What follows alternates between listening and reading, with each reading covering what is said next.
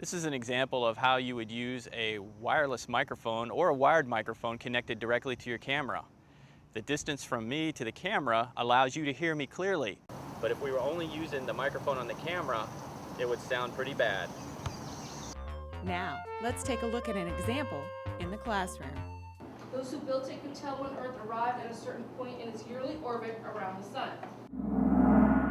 Those who built it could tell when Earth arrived at a certain point in its yearly orbit around the sun. Doing interviews by sources of noise is always bad.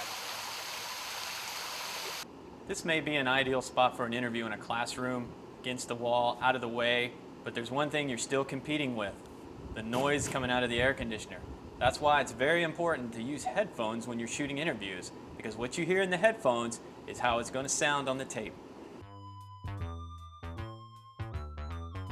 If you are going to use a pan, make sure you have a specific starting point and stopping point. Starting point. Stopping point. It's worth repeating about zooms too. If you are going to have a zoom, have a specific starting point and stopping point. There are 3 main shots you will need for any project: wide, medium, and tight. Let's see some examples. This is a wide shot with foreground. This is a tight shot. Medium shots fall somewhere in between. Now it's your turn to name the shot. Which one is this? Wide shot. How about this one? Tight shot. And this shot? Medium shot. What about this one? Tight shot. Let's put these 3 shots together for effect.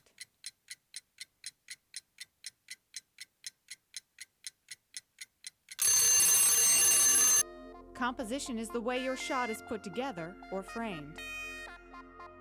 The rule of thirds splits the screen into 9 equal parts, using 2 horizontal and 2 vertical lines. Use the 4 intersecting points to align your features. Think of it as a tic-tac-toe grid. The red dots are where your main features should align, either horizontally or vertically. In this photo, the tall building is the main focus. Notice the bright spot hits the top right quadrant. The rock is the prominent feature in this photo. The skyline falls along the bottom line, with the bright spot near the bottom right quadrant. And the focus is on the puppy's eyes in this shot. In this shot, there's too much headroom. By panning down, the eyes are now on one of the horizontal lines. Notice if I zoom in, the eyes remain on that line. Make sure you see both eyes of your subject. And don't have too much headroom. Centering the shot is okay if your subject is addressing the camera, but if you are interviewing them, make sure they have talk space. And please don't have awkward space behind the head. Give your subject some of that talk space. Pay attention to the background. Don't have things growing out of your subject's heads. It's all about lighting. This is okay, but notice the shadows around the eyes. Using a dark background helps, but still notice the bright spots on the face and hair. This is the best scenario. I enjoy being in the shade because the sun's not blinding me and I can actually open my eyes. I can see you, we can talk, and I look normal. Let's see what happens when you have a bright background and your subject is in the shade. No good. Let's go back to our original shot. Much better. Pretty picture, isn't it? But it's not a place that you want to do an interview unless you're portraying somebody in the witness protection program. This is not good. Too bright and nothing here. So what you want to do is turn around and take advantage of that light coming in, and it'll look much better. To your left. To your right. This would not be an ideal situation to shoot an interview. This white background is too bright, especially if your subject has dark skin tones.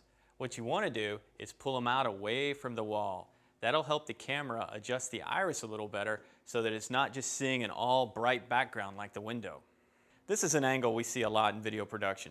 Low angle. Not really that flattering, but do you notice something behind me? Can you see it?